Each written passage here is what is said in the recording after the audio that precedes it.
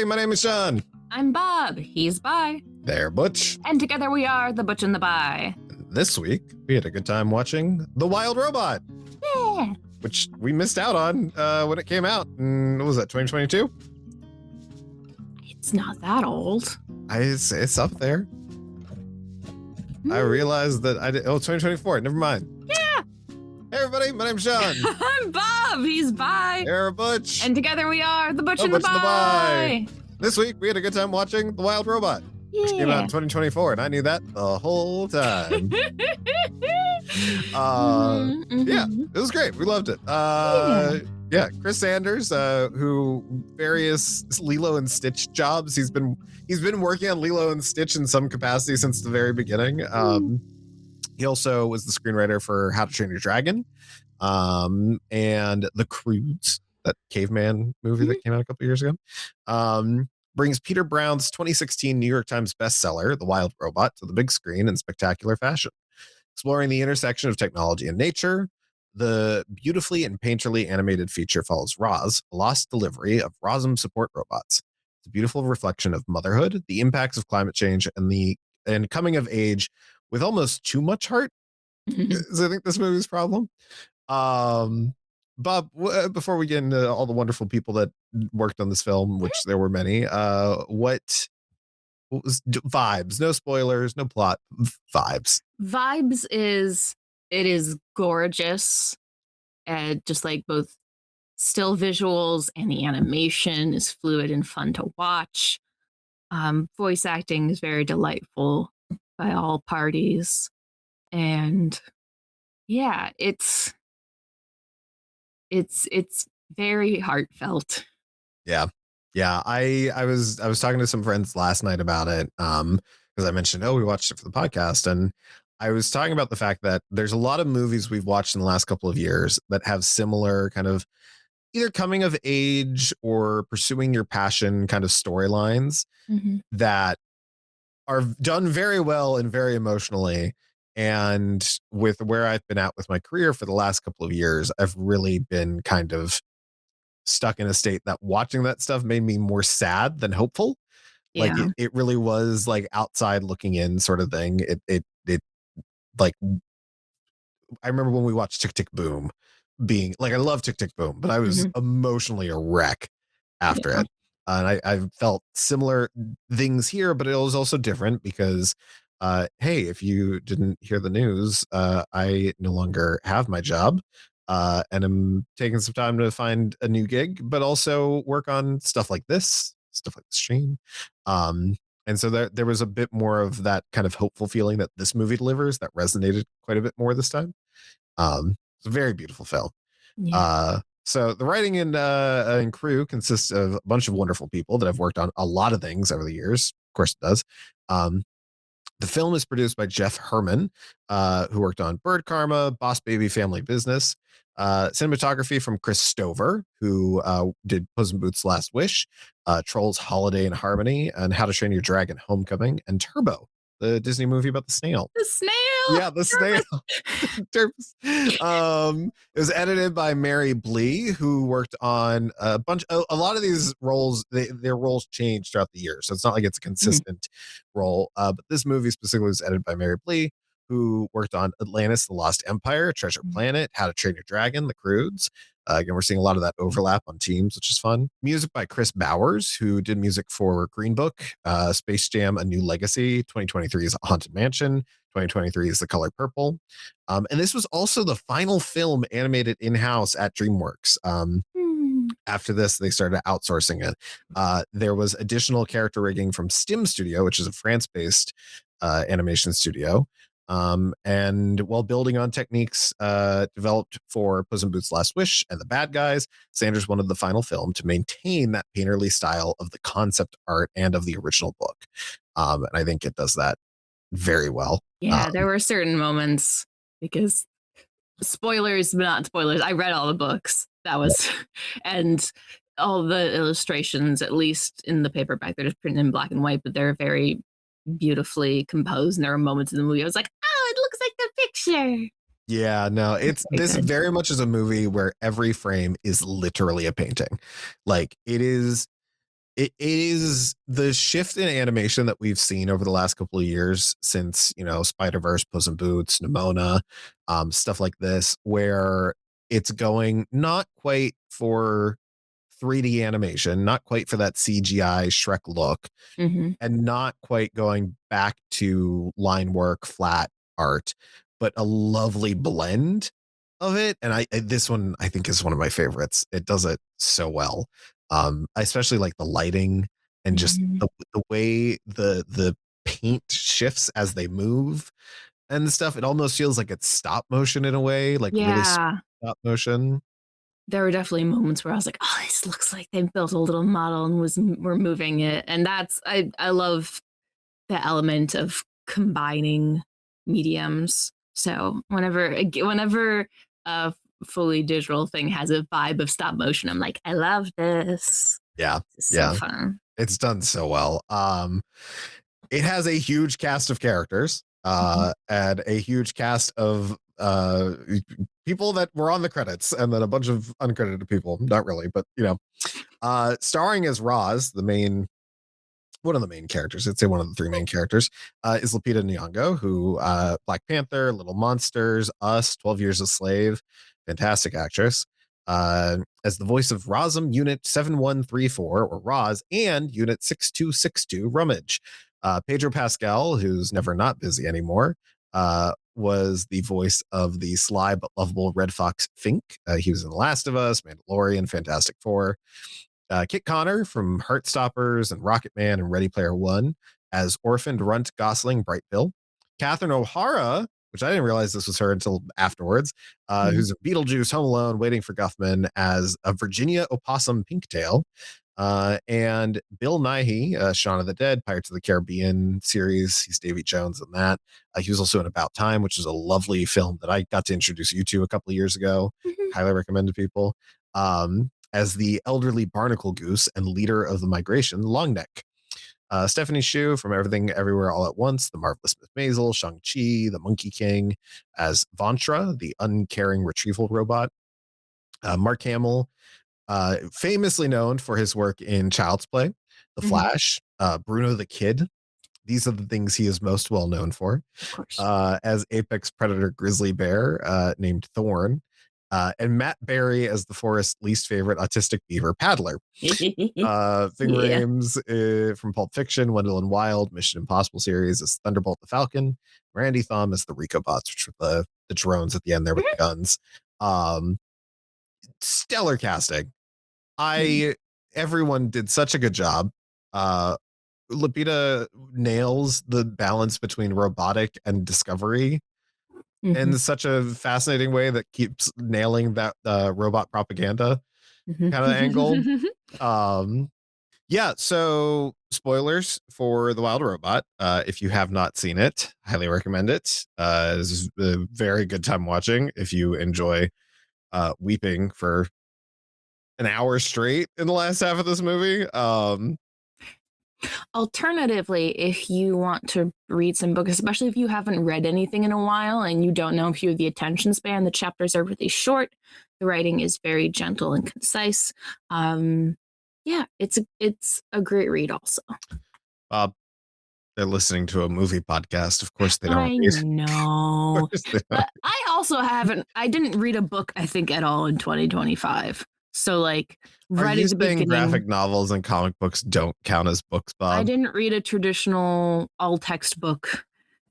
Um, They do. It's just a different thing. If you're Wow. you've caught me in my trap. Yeah, no, it's I like that's the thing too is it just God, it's devastating that between when the book came out and when the movie came out, the messages are still prominent. Some of the messages are still prominent in a way that you wish that they weren't. Yeah. Um, obviously a lot of it's not so immediately in your face about it, but a big part of this world is the fact that like it is clearly post like climate change affecting things to a drastic degree. Like the shorelines have gone way up. Mhm. So it is a commentary on where we're heading as a society, where we're heading as a planet. And it does kind of fall into a little bit of not quite Wall-E-esque, but it there's a vibe there with the type of seemingly the corporation that is in charge of humans at this point. Because it's got a bit of that. What's it called? Instead of like cyberpunk, it's like Solar punk. solar punk. It's got a bit of that vibe to it when we do get to see that part of the world. But yeah, so Storm causes a cargo ship to lose 6 Rozzum robots that wash up on an uninhabited island. The only surviving unit, 7134, is accidentally awoken by the local wildlife. Programmed to find a task to complete, she spends the first bit of the film trying and failing to help the local wildlife by mimicking their behaviors. Personally, one of my favorites was the crab walk that she does like up the side of the wall. Is very good in this moment. Um, we get this fun scene of Roz using her technology to slowly translate the local wildlife language so as to understand it and speak it, which basically she like plops herself down and goes into like a static mode to do it, and all the woodland creatures are coming up to her and like talking in front of her, being like, "Ooh, the monster," and like all this stuff. And that was very fun to see them slowly decipher what was going on. Once she has done that, she's fleeing from the grizzly bear Thorn, and she accidentally destroys a goose nest, leaving a sole surviving egg. When Fink the red fox tries to steal the egg, and when Roz is protecting it, the baby gosling hatches, imprinting on the robot and damaging her long-range transmitter to return to corporate. Bob, the first part of the movie here, from when she's awoken to when she's chasing Fink around. Yeah. Because you'd read the book, but what were your takeaways? My takeaways were, this is really beautiful and fun. And also I read the books because my sister had them. I was visiting them, and she said that it's a very different experience, and it is. Roz has a different vibe in the movie versus the books. And also they're, I would say, fairly calm, low conflict, whereas the movie is going for more of like flashy, like action scenes that we see more in children's movies these days. I think the ideal direct adaptation form would be like old, like Little Bear. Do you ever remember like Little Bear was a picture book series, and then it was also like animated? Yeah, like I think it was sort Nickelodeon. Sort of vibe of like really beautiful, like painterly, chill. There's also what Franklin the Turtle is in a similar boat. Yeah, it's like a mini series because it's very low conflict. Like things happen, but it's not as high of. Yeah, I don't know. I enjoyed it. I was also like just preparing myself to like have a different version of Roz in my head. Because Roz in the book, she wakes up, she's not aware that she's not supposed to be there. Her first thought is, I'm here, this is where I'm supposed to be, and just immediately starts like trying to learn to fit in. Okay, interesting. Yeah, that's definitely a little bit of a different vibe. I think just the big thing for me is just like it's more so in the technology aspect of what Roz is like the adaptability and and she does it throughout the movie, emulating almost all of the animals at one point or another, but just like how adaptable that like spherical shape becomes this like, oh, and the crab thing is straight from the book where she's like, I'm trying to get up and it's not working, and then she sees a crab and she's like, oh, I'll just do what this thing is doing. This thing is already suited for this task, which is part of the thing about like nature is like a robot learning to take on the elements of what things have evolved over many years, many billions of years, especially crabs, because everything comes back to crabs. But yeah, that's a really interesting element of the book is her approach to that. It's why it baffles me that like the Boston Dynamic robots, like the dogs and like the Hyundai like robots that they have now that are like the humanoid shape. I'm like, why are we sticking with this form? Why are we sticking with these forms specifically? Like the Boston Dynamic dog robot look, like I get that, but like to a degree for like a lot of things, it does not make sense to have Mhm. two separate legs that this thing has to balance on. Like, and Mhm. it's just it's a very odd, like you said, it's why is that industry not examining nature? And of course, it's Yeah. a 'Cause I number of think fun that yeah. reasons. Yeah. Yeah, Oh, it kinda makes me think of you seen the wind machines? They put them on the beach and they walk through the power of wind. They're really no, cool like okay. self-moving machines. But I imagine the way they have a bunch of little legs that work very crab-like, and I think I need I need the robotic science to take a note from animal sciences, which is that we keep re-evolving crabs and to make your robots more like crabs. Yeah. Mhm.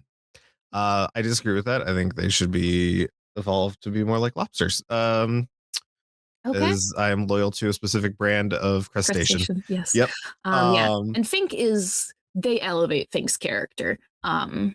I can imagine that. I can see that as a thing they adjusted for a feature Yeah, length no, film. it makes sense for the way that you need to tell a story versus the more of the ensemble cast of the book of various creatures popping in and out. Yeah. Well, and I do love that too, because it really does. We're given like four different like main like heartbeats through this film. Mhm, Obviously the first is Roz just trying to adapt. Um we have the motherhood angle eventually with Roz. mhm, But there's that relationship between Fink and Roz that is so endearing to me. mhm, It's because like I feel like typically in narratives, you'll usually have the focus on one type of relationship that maybe has a conflict or a thing to overcome or a coming of age in that situation.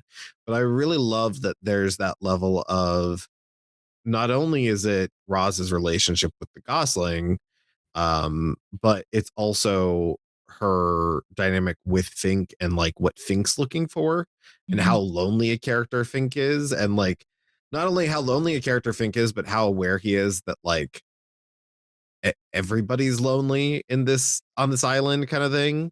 Mhm. um so it's like I kept thinking too, watching this first part, I'm like, damn, this is a brutal movie to be showing kids because they do not pull their punches with like what nature is and how It's the animal kingdom That's the works. thing that's so nice about the book and then how they adapted it is like I mean, we used to some people still do, but we used to have books like Watership Downs, which is so much more brutal. The animation's wild. But that's the thing is it is really beautiful. It like doesn't shy away, but treats it very gently, both like Mhm, in the book and the way that Roz is like, oh, I like specifically like the goose incident, the death of Bright Bill's family, and like mhm, her feelings about that is very like her learning about the responsibilities of like living in a society essentially. And yeah, it's we used to be less like, oh, kids can't handle this. So, like kids need to understand this sort of thing, or they grow up to be disconnected adults who don't care, which is kind of how we got in this space. I think that when people uh, respond to something, oh, this seems too mature, it's like, is it, or do you just think that kids need to be wrapped in bubble wrap yeah. emotionally and psychologically? Like, this is the place to explore that, is to give children nice, stable lives, and then through fiction, explore the hard things that are going to happen, even if you have a nice, stable life and loving family. Yeah, no, it's and I think too, because it really this happened. The Gosling hatches and imprints on her. I love the dynamic she has with the opossum. Mm-hmm. Who at this scene, there's a really funny bit where let me pull up. I had two sets of notes for this. I realized I had the notes I took like while we were watching, Mm-hmm. and then the like show notes that I do. Um, oh, there was a moment in the beginning part of the movie where when the animals are like torturing her and like tearing her apart kind of thing, and they rip her apart and her hand gets up and starts walking around like a little person. Like it Yeah. has the two fingers as the legs and the arms. It like picks Yeah. up another thing is holding. Yeah, it was very good. It's Um, a beautiful visual thing. It's yeah. very fun. But the possum it's the scene where she's explaining motherhood. And there's this moment where one of the possums uh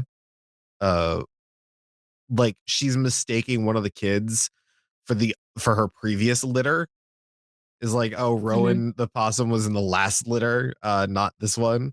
Um, there's also just a fun bit because they're in this like pond thing and Fink's running around too, trying to basically like kill these kids. Mhm. And one of the kids, is it that he goes under the water?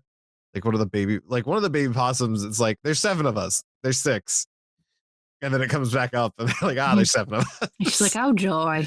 Yeah, but I But really love the approach to having the opossum mhm. Pinktail Yeah. um like go over like what steps need to be taken for motherhood in this specific capacity. It reminded me a lot of,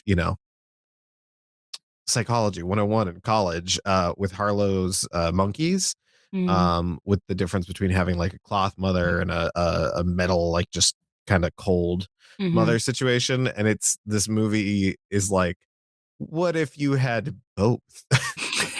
What if roly Yeah. poly oly was comfortable?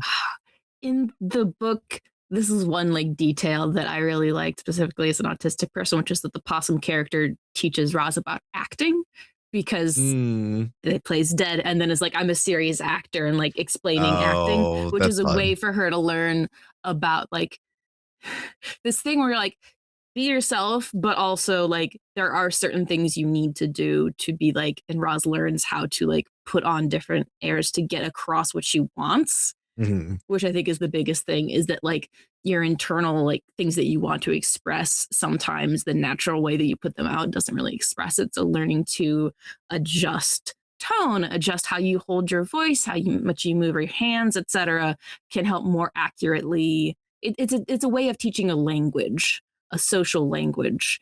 Um, and that was like one of the things that they didn't include. And I was like, but I liked that part. I like the dynamic here just because it It's is, good. It works really well for the movie. yeah, having the very tired mother Mhm.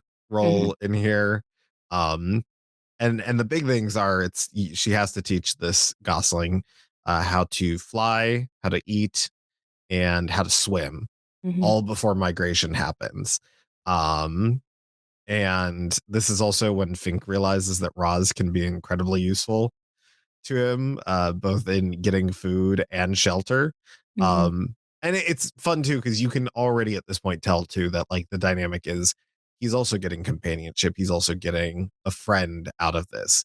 Mhm. Um, so I really like the approach here of like, okay, well, like, and Roz is like questioning it too, and then Pinktails just like gives it as a task, and then it's like, okay, I'm gonna do it. That's the Yep. job. Like, That's so relatable as a neurodivergent person. It's like someone gives you a task, you're like, oh, finally, I have something to do. yeah. I have a clear set of instructions. I don't have to figure it out for myself. Mhm. Yeah, and we get a really at this point we get a really lovely montage of them building their home. The little like It's the nest. the That's what it's nest, called. yeah. But Yeah. a full like closed igloo Yeah. nest, Mhm. which is really fun. But there's these little moments where like, you know, baby Bright Bill is like um wants to help, and like Roz is like, well, that's not efficient, but okay, fine. And like lifts him up with, he's holding one of the little twigs and he puts it on the pile. And then she keeps doing it. Like it's that thing of like, y- it's, it's that like, right. It could be more efficient. It could be infinitely more efficient. You could boil it down to getting it done as efficiently as possible. And for something, sure, that makes sense. But at the end of the day, For raising a child, you're teaching them, you're teaching them, but including also them. just beings in general. Like we Mhm. exist. Like to not do things, to not do them, and to not like it's that feeling useful, it's that feeling, seen, it's that feeling part of something, part of a community, part of a family.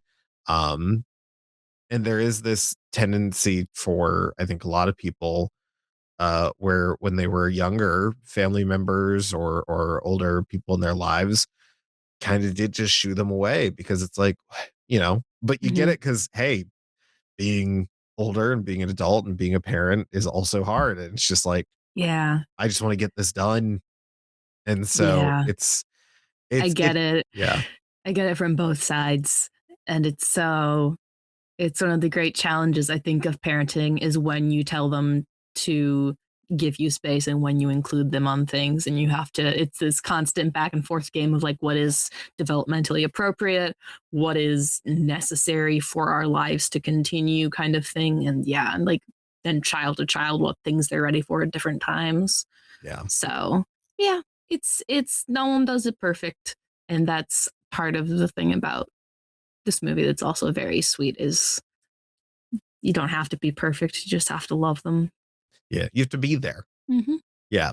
Um, so, this is kind of where also Roz is learning that Bright Bill is the run to the litter, right? Like he's already having trouble learning how to fly. And in addition to that, all of the other geese, all of the other animals have only seen Bright Bill as this orphan gosling raised by the monster, which they keep referring to Roz as throughout the whole movie. Mm-hmm. Which fair. You're not supposed to be there. You're a robot. You're in nature. You keep leaking gasoline all over us when we rip you apart. What is she? That was one thing that had me a little confused during this. What was the whole deal with her power thing? She'd like go to sleep. Was it to charge or to reserve power? To reserve power. She's solar power. She's solar powered. Okay, gotcha. So it was a combination of like, Yeah. okay, gotcha. Mm-hmm. But yeah, there's the scene where it Bright Bill's a little bit older now. Too. We fully went from little kid. We've got Boone Storm as baby Bright Bill. But Kit Connor is the voice of the teenaged, I don't know. Yeah, roughly Adolescent. adolescent Bright Bill. There's this really funny moment where he's kind of like waddling up to the other geese to try to like interact, and he's picked up all of these mannerisms from Roz while he's Mm-hmm. been raised, so he acts like a robot a lot, and it's just all like, I get why the other kids are making fun of him, but it's also just like, oh, that's nice. Like, Mm-hmm. oh, but there's this moment where Fink kind of pops out of the woods to surprise him, and they do the like Fink kills him bit, and he plays dead, and he's like flopping around like he's been killed by a fox. Mm-hmm. And all the other geese are like freaked out by what just happened. Again, the book is a very different vibe, and like you have to adjust things when telling a story for like a movie Mhm. versus like a book versus like a mini series on something where things can move a bit more steadily. The so I feel like they're both great stories, but they're different, kind of in the same way that Wicked the book versus Wicked the musical. Not as extreme, Yeah, no, it's but just a funny comparison. I think that's there's a also, we've referenced Wicked in some capacity every episode since we've been back, by the way. well, it's iconic.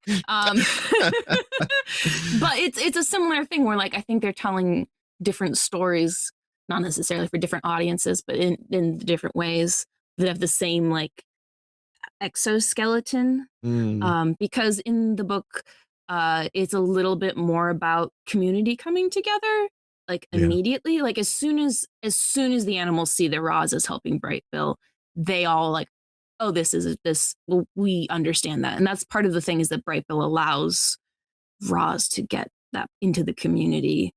And they're like supportive, and the geese aren't like that.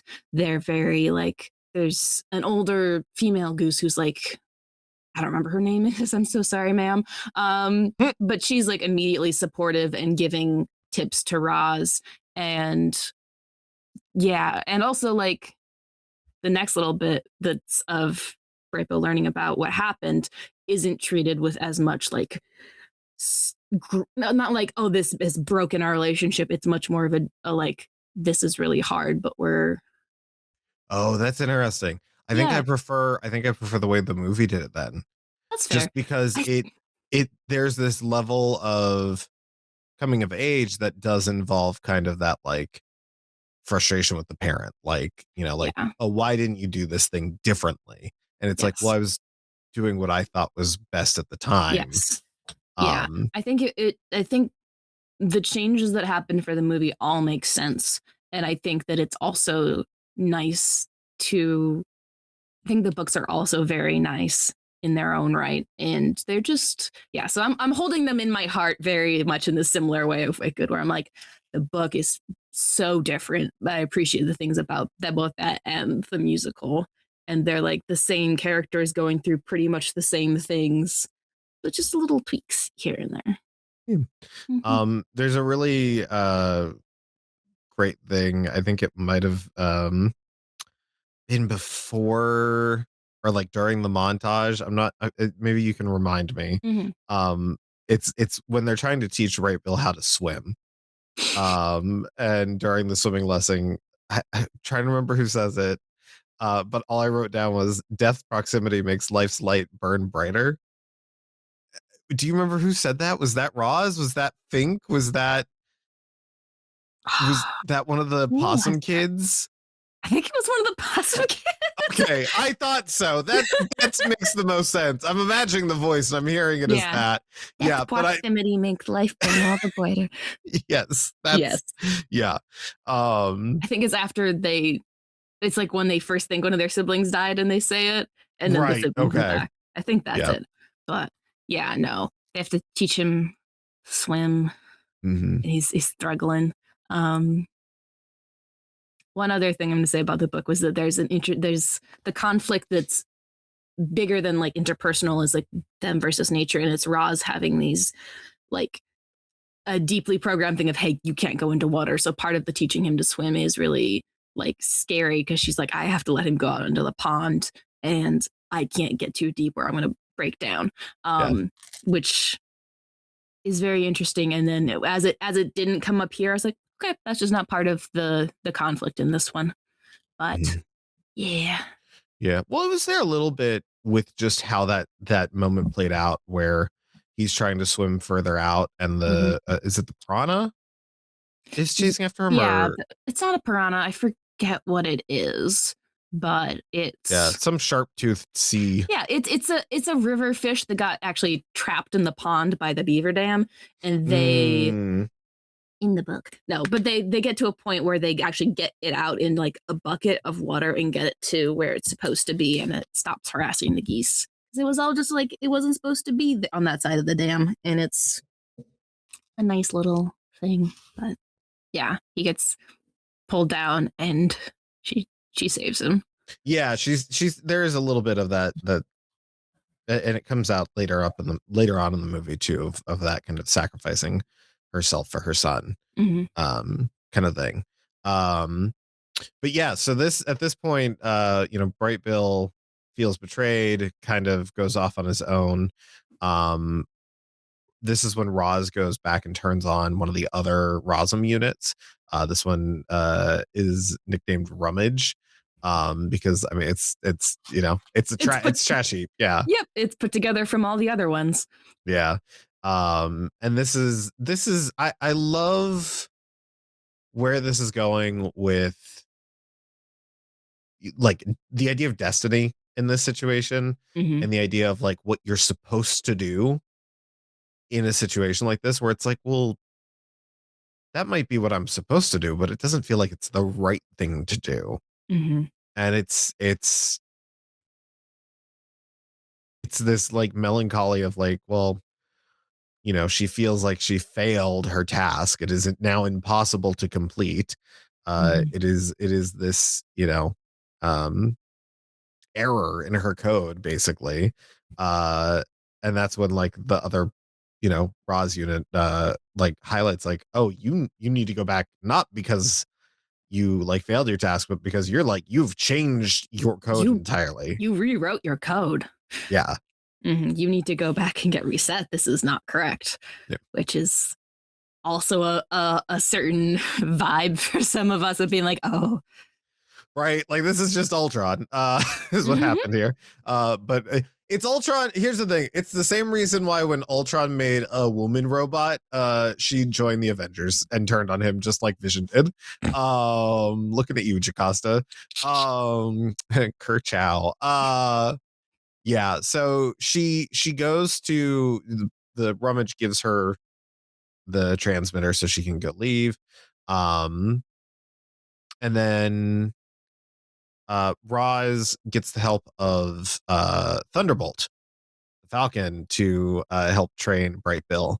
And additionally from Longneck. And I really this like beautiful like training montage, like Rocky Balboa style Yeah. training montage is so good. But there's specifically a line from Longneck during this: "If where his wings and his heart can pay the balance," in reference to the fact that he is the runt of the litter. And this is also where too Longneck highlights that like he was the runt of the litter. He wasn't gonna live. Does he like do you guys get that? Like it's and Longneck By is by Roz being in his life and doing all of these extra things for him has actually given him that chance. Like her building the runway that she does, all of the like analytics that they're like watching birds fly and he's learning in his Mhm. montage of like the analytics. And that's in the book he learns from a lot of different birds. Okay. But yeah, but again, book different format, but I also like the way they did um the bird that we Thorn, the Falcon. yeah. And Fun. yeah, and Yeah. Bill Nighy's character Oh Longneck is yeah. so good. And such Oh a Bill yeah. Nighy character. Mhm. Mhm. Like he's so good at being like wizened paternal man. Yeah, no, and wasn't paternal goose. Yeah. Yeah, no, I love it. It's this like you have these disadvantages, so we're gonna use Mhm. these things to your advantage, and it's adaptability. It's the same thing that like Roz learned, and it's the same thing Bright Bill is learning, and this is the same thing many of us have to learn as people who don't fit into the system as it exists. Yeah. Um So he completes his training. He can fly for a whole day, which I think was sun up to sundown was the Yep. instruction. And he, Fink and Roz go to see him off as they go to go off and fly for their migration and Mhm. winter starting. And God, it's that thing of like, okay. And I didn't. I literally I looked at the time when we were watching this. Um, and I was like, oh my God, there's still like 40 minutes left in this movie. Mhm. Mhm. Like, oh boy, we've got more, like there's a lot here. In a good way, but it was Mhm. just like, oh wow, they really like jam-packed the first hour of this movie. Um, so they go to leave. Fink and Roz have this moment where Fink and Roz are talking about love and like was it how what's the question she asked is How do you how know if you love someone, I think? yeah, either that or Something how like do you that. know you've been loved kind of thing, or if you're loved by someone. Because all I know is like Fink says his answer, and then she talks about Bright Bill, and you just see this heartbreak on Fink's face of like Roz still isn't at a point where she's seeing that in I guess it's just not it's not presenting in the way that Fink wants to see it kind of Mhm. thing. Which is also a little frustrating. It's like, there's just communicate kind of thing. It's that like that whole thing, but you've got three people that are so stunted when it comes to communication for whatever, the three Mhm. reasons that they have. Um, but during the migration, there's a thunderstorm forcing the geese to take shelter in a Universal Dynamics greenhouse, which is where Roz is from. They land in the cornfield. Again, this is where we get some of that solar punk vibe. We also saw like the Golden Gate Bridge like flooded, like it Yeah, was I was looking yeah. for it because like I feel like this is also around the time that you start to see it in the books because in the Oh, books we like the fought. effects of global warming Yeah, on the world. exactly. Yeah, When I was like, oh, this is a theme here. yeah. Awesome. But because we follow Ross through the winter and then Brayville comes back and tells her everything because that's how it works better in a book versus Mm, this, which I really liked of being able to see that yeah. in. in a more dynamic way. But yeah. Yeah, which was it's such a like harrowing like visual. Is just like San Francisco is gone. Yep. Like it's like at the rate we're going, if the inevitable heat death of the universe doesn't kill us, this sure will. Mhm. But anyways, they take a shelter inside this greenhouse.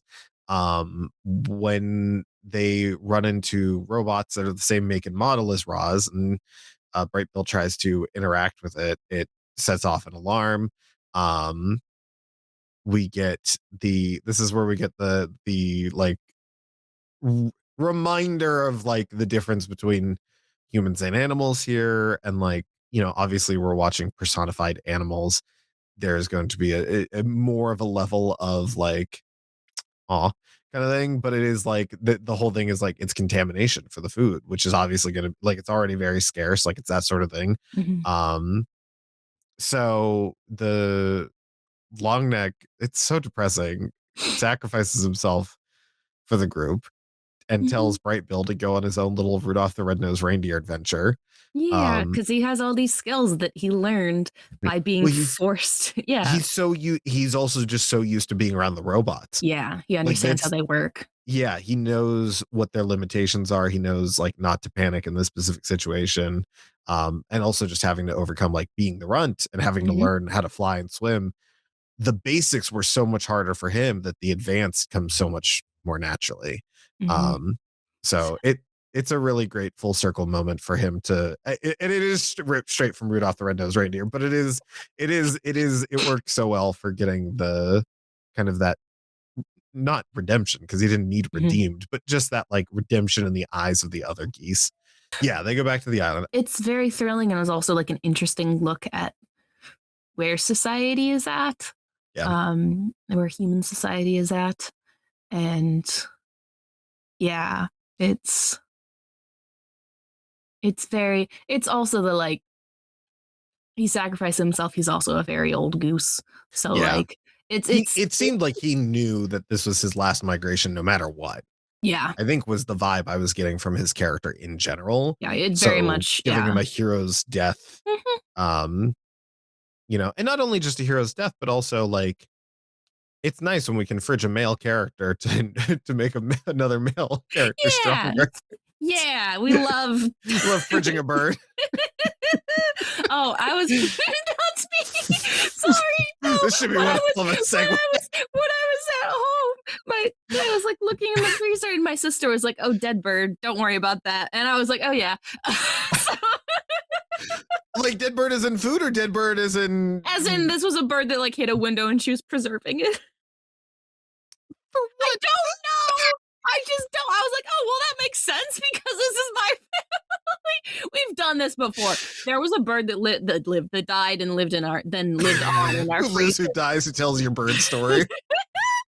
for so long because our intent was to give it to an artist friend as like reference.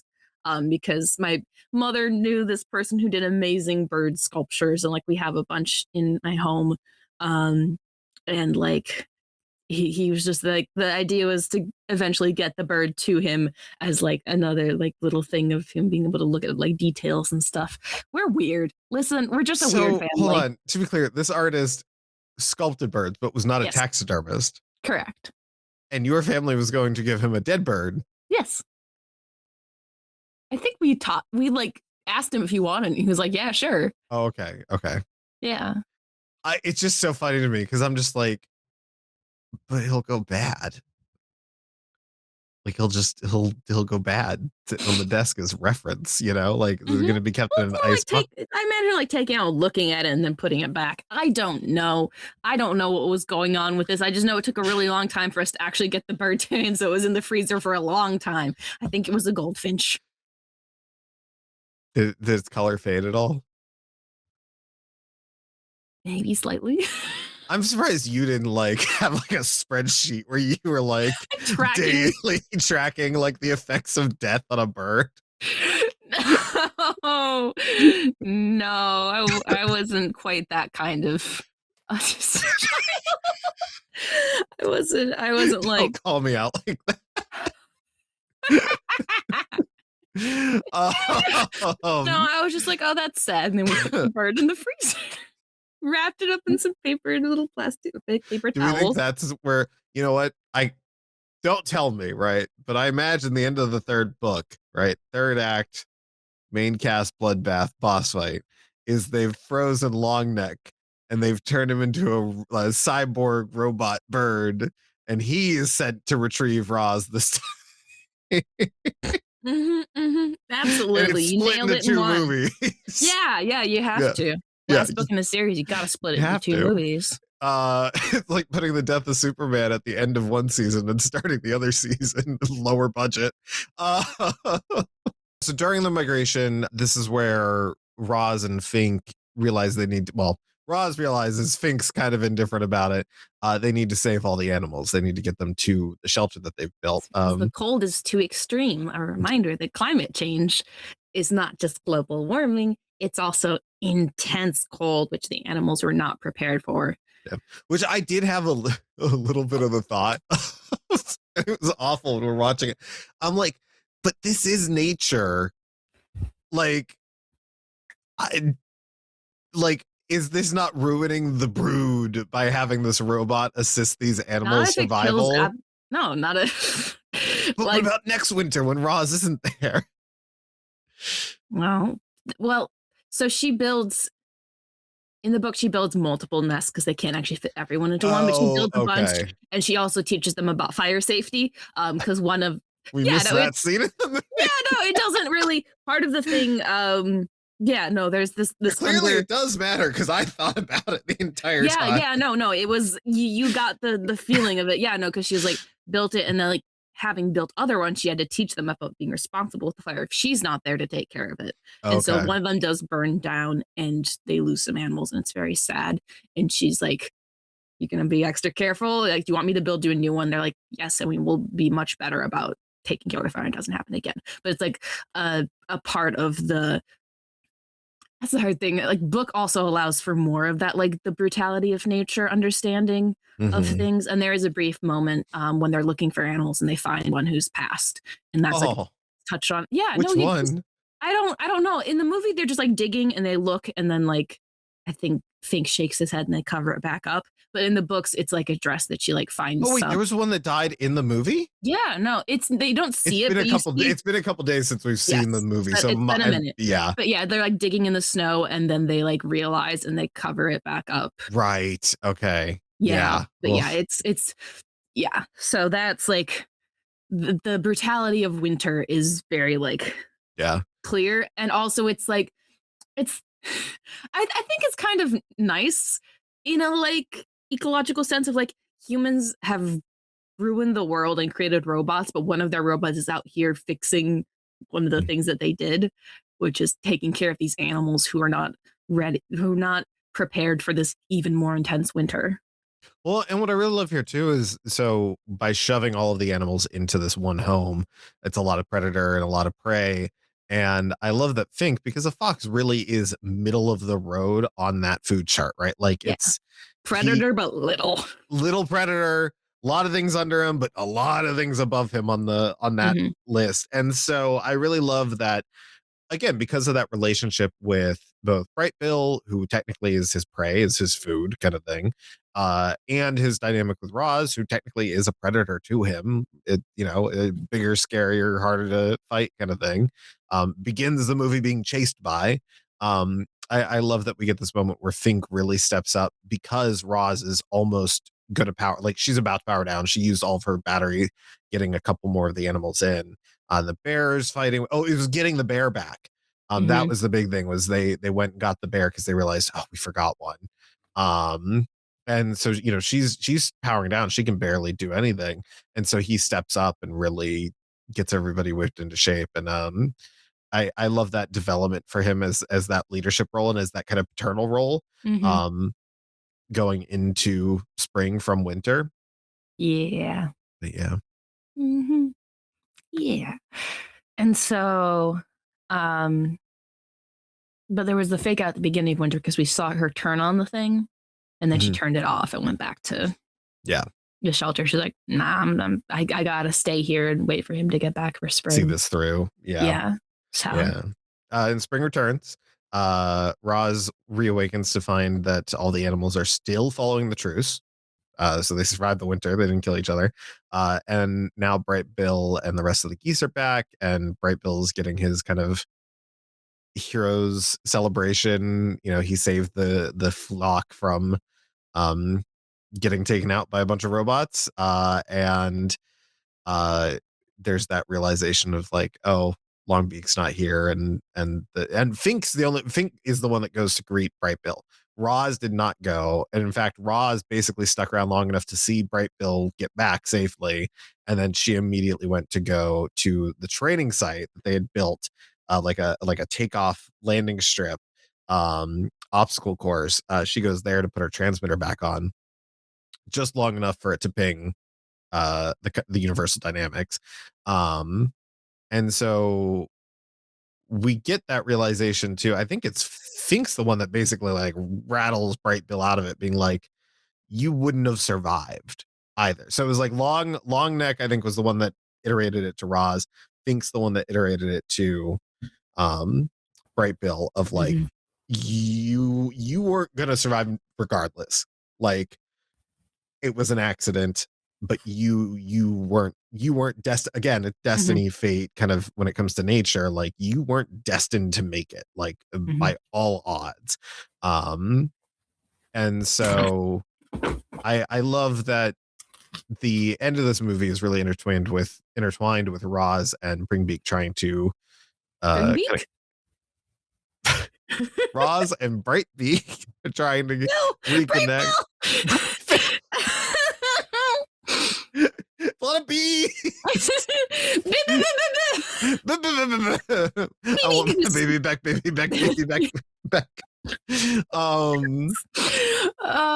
the return ship comes, and she's just getting pulled up into it as they get back to the and she's getting her memory wiped, which I just played quite a bit of Detroit Become Human. It plays out very similarly, but it's basically like, oh no, we're scrapping you for your brain. Like, we want to know exactly what happened with your programming and how you naturally changed your code to become A, more independent, but B, so flexible with what the definition of your task is, kind of thing. Yeah, because they don't want, they're like both, and I imagine they're also like trying to, like, the way it was put in the movie was very much like also they were interested in the animal communication thing. Yeah.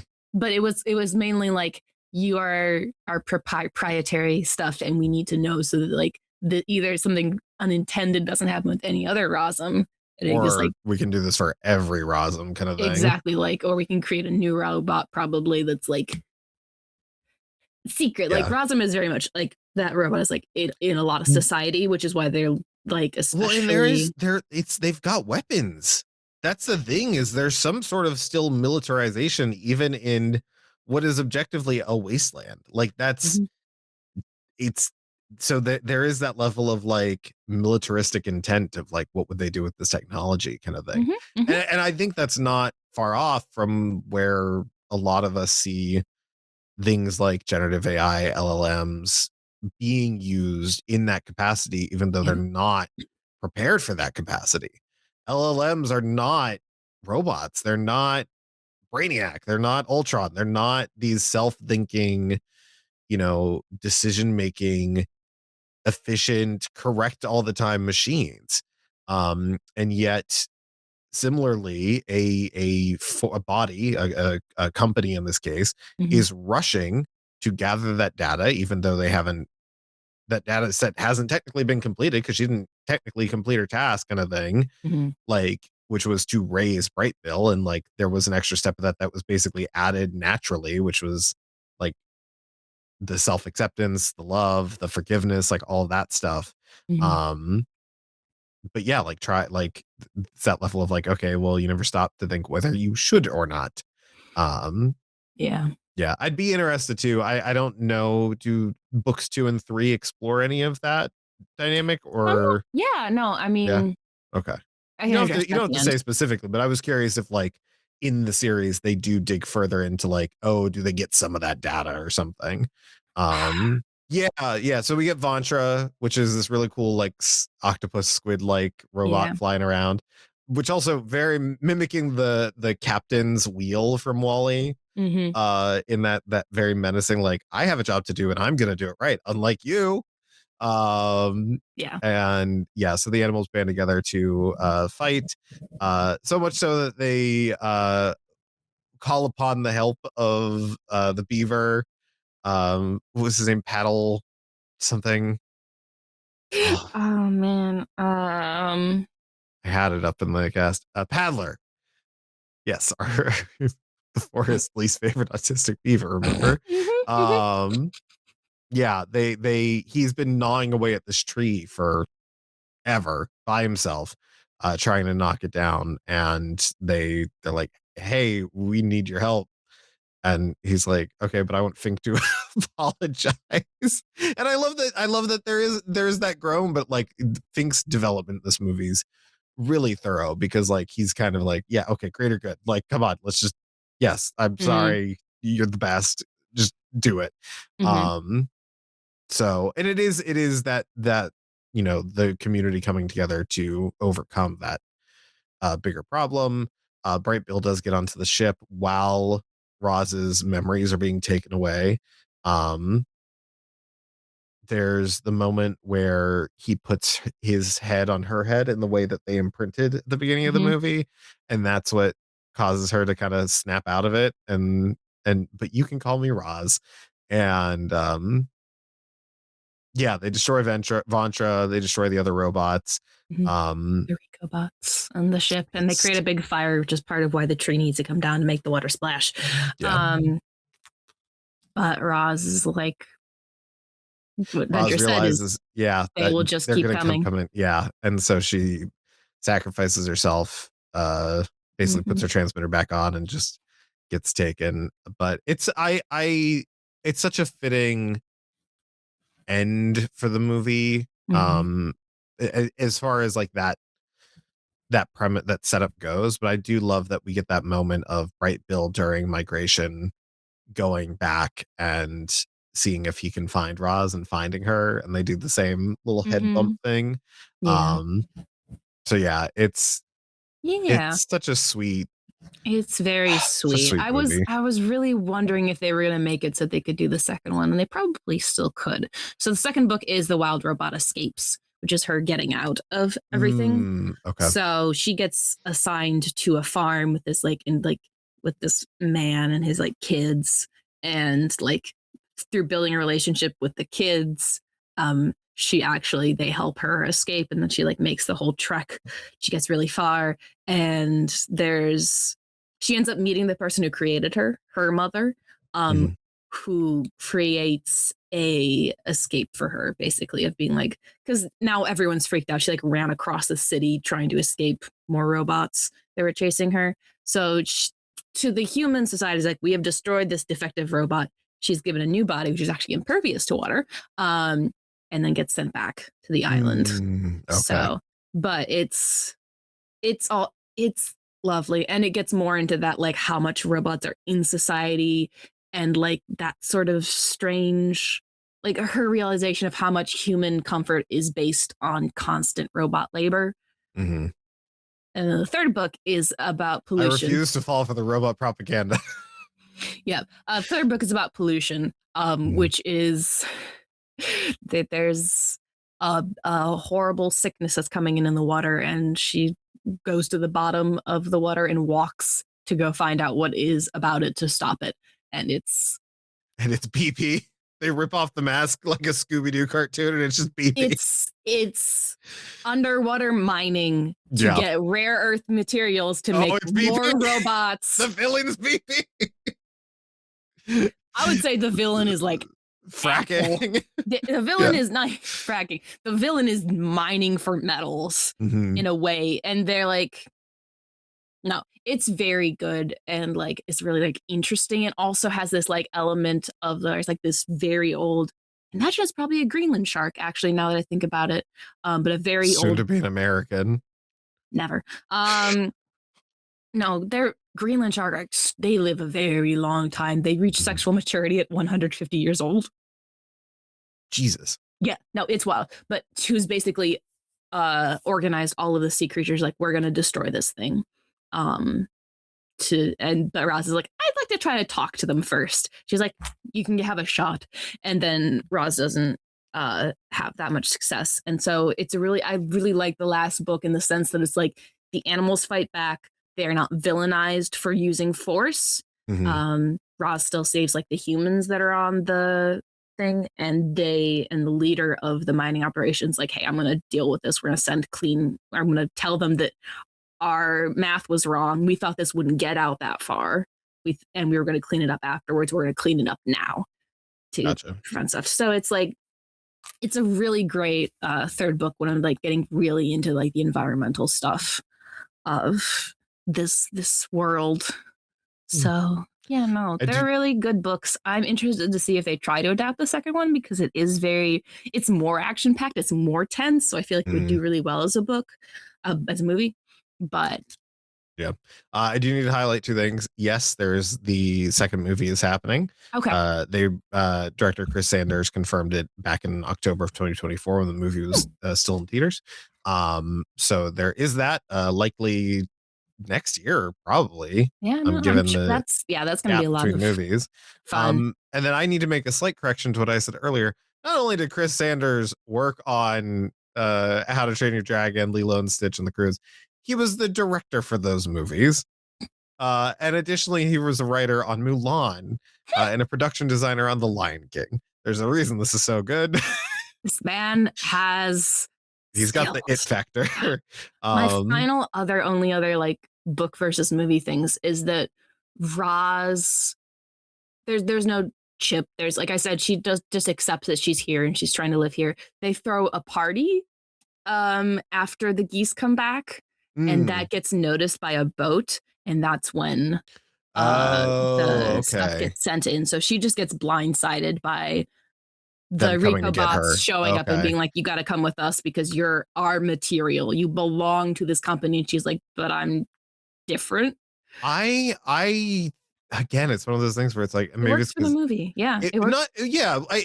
Yes, it works for the movie, but I'm saying what I think is it's better in the movie is my point is specifically just in the story that it's telling about these characters.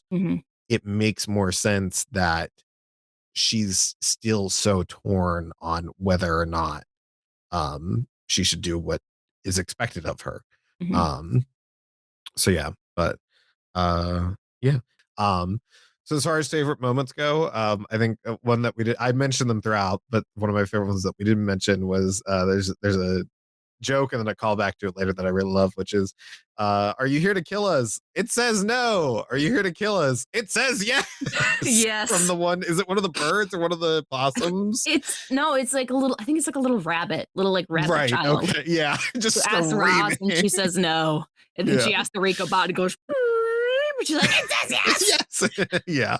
No, there's so many great little moments that are so funny and charming and like little visual things. There's a lot of things where like there's a lot going on screen, but anywhere you look, it's like telling part of the story and not just like still background animation.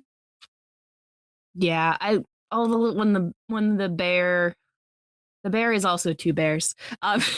It's another, the first mother actually that Roz meets in the book is the mother bear whose kids bears are being dipshits, and she's like, stop attacking this robot. You don't need to be doing this. It's very funny. But in the movie when the bear is just like, a truce, I'm not eating any of you, and then all the little creatures like curl up in his fur is very cute. I am always a sucker for just little kid voice, so baby Bright Bill just gets me little voice. I'm just like, which is why like children shouldn't be in the industry, but when a child does the voice acting for something, which I think is a good place for children to be in the industry, if they can not be then pulled into the spotlight, like the way that Bluey doesn't say who their child voice actors are, so that they're like, they are protected. So important. But it's so cute when it's just a little kid voice and not like an adult being a little kid. There's a certain tonality that's so genuine and is so sweet. Oh yeah. when she's like, I'm doing this efficient. It's like, okay, I'll be over here. I don't remember exactly what he says, but it's so guilt trippy. Yeah, It's it so is. Yeah. little kid guilt trip. It works Mhm. perfectly. It is so cute. Yeah. But yeah. Yeah, well, as far as recommendations go, I mean, obviously we've mentioned Wally a bunch, Hmm. two peas in the pod, this one. I'm trying to think of what else. I mean, we mentioned earlier in the animation style, if you were like that, the Spider-Verse movies, Hmm. Puss in Boots: Last Wish, also, which is so surprisingly funny as an adult. It's one of those movies that, like, it's a Shrek spin-off sequel. It Hmm. has no right landing with its not target audience, right? But it does. Good. But yeah, this is such a beautiful exploration of nature, of parenthood, of grief, of um companionship, of community, of just it, and it does it all so balanced. It doesn't feel like it's too much. Hmm. um so yeah. Yeah, uh it's any really. recommendations from you? Um, I I don't know if I have any genuine recommendations or if now I'm just thinking about Watership Downs and about how wild that whole thing is. Mm, Um, but I do love this. I also feel like if I had properly arranged my brain, I could have also had like book recommendations, but mhm. there's Yeah, a it's lot okay. happening in child lit that's really great. There's a lot of people who are writing really lovely books um, about things that matter in both very grand schemes and very intimate schemes. So Yeah. yeah, I think your recommendations are really good, and I think that especially like if you have a child who like you read to them at bedtime, the Mhm. books are a really great option because it's is more chill and is less likely to get them so hyped they're like, I can't sleep. It'll Yeah. be like, and the chapters are really short. So you won't be stuck in a chapter and be like, I need to finish this chapter. So I'm not stuck in the middle of a chapter when my child falls asleep. It's really quick. There's also like little recurring chapter bits where like the things that Roz observes in a situation. And sometimes they're like really, really short and it's delightful. And I think my sister read it to my nephew for bedtime stories. They're good. Yeah. Mhm. Cool. Well, hey, thanks for listening. If you had a good time, you can find Bob at www.asmallfrogart.com for all of their art things, their Mhm. Patreon, their Instagram, all that fun stuff. You can check me out at Junk Lobster over on Twitch or on Instagram, doing a bunch of digital art stuff, some gaming stuff. And you find more episodes of our podcast either wherever you're listening to it, obviously, Mhm. over on YouTube as well. You can go to www.thebutchandtheby.com. That's AND, not ampersand, because the internet doesn't like ampersands. And yeah, we'll be back next time. There's going to be a week off from the episode next week. But then, no, No, this is it's the other coming way one. around. Yeah, this is Yep. coming after. Yeah, we took a week off, and but we will be back next week with a new episode. We're watching Arsenic and Old Lace with our buddy Sean, who's coming back on the Yeah. podcast. So we told you he'd be back, and he's coming back. So yeah, thank you, and bye.